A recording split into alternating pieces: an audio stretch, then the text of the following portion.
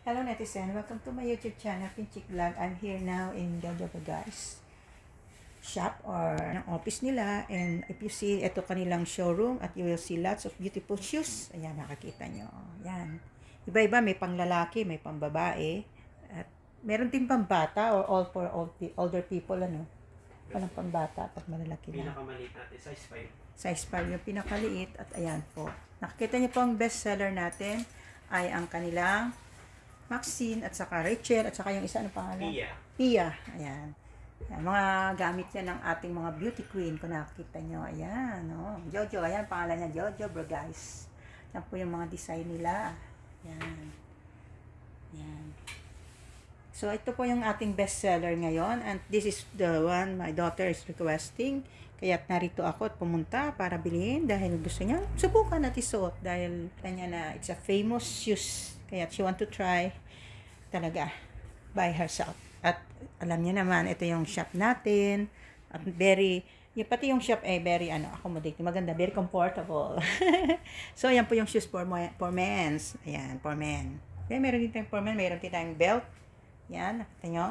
At meron tayong pang casual, pwedeng pang beach din yan. And may rubber shoes din pala siya, Yan. So, si sir, pwede po nating makausap. Meron pa siyang display dito. Hindi, yan po yung in-order sana natin. Yung anak ko, mahal naman yung Jojo Bragais. Last year pa niya nire-request sa akin, So, it's good that I'd come in your office by person. And, ano po yung masasabi niyo siya po ay one of the staff here of Jojo Jojo Bragais. Sales representative dito sa store. Yes. So, what can you say about Jojo Bragais? Bakit Jojo Bragais yung pangalan? So, Jojo Bragais, name po siya sa owner namin or CEO na si Jose Joaquin Bragais po. So, ito po siyang nurse or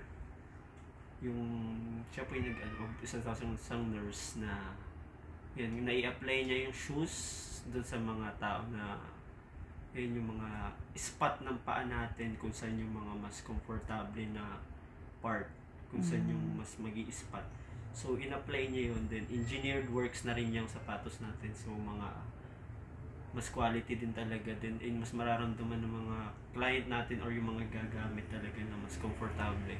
Then, para mas maging confident sila sa pagdala nila. Wow. So, kaya famous ito at saka ginagamit ng ating mga famous beauty queen. Yes. So, even the price is, of course, kung mas costly yung price, ibig sabihin the quality is good.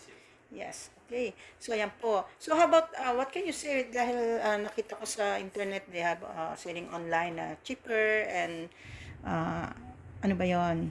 Kasi nakita ko na meron sa online, kaya lower price like 1,000. So, yung mga yun, be careful na lang din sa mga page na yun. Lalo na mas maraming scammer yan sa Facebook. May mga nagpo-post na talaga na like 1,000, then madadating sa inyo, minsan iba talaga. Okay. So, make sure na doon tayo sa Jojo Bragais shoes na may blue check. Ayun po yung legit. Yun ang legit natin. Yes po. Yes. So, they can also order kasi meron din kayong order online, di ba? Yes, doon kayo mag-message sa mismong page namin. Okay, so yun talagang legit at makukuha natin yung natin. So, okay, thank you po. Yeah. Yung name again? BJ po. Ayan, si BJ. Thank you. So, ayan po tayo. Okay. Hello po, ma'am. Mga nodes po na hindi naman masyadong. So, meron tayo 4 inches, then 5 and 6 po. May mga customer na tayo kasi nakita niyo naman na talagang sikat ito. At ito po yung, ayan po yung pinaka-office nila sa labas. Meron silang, nandito kasi ito yung pinaka-showroom nilang, so may office din sila. So, may customer po kasi, so tapos na natin kausapin one of the staff at wala dito yung CEO. Sana na next time makita natin yung CEO. Yung nandito kahapon nung pumunta ako ay wala sa vlogger at saka isa sa nagpo-promote ng Jojo Bragais shoes. So, hanggang dito na lang. Always remember, be wise when ordering or buying a shoes.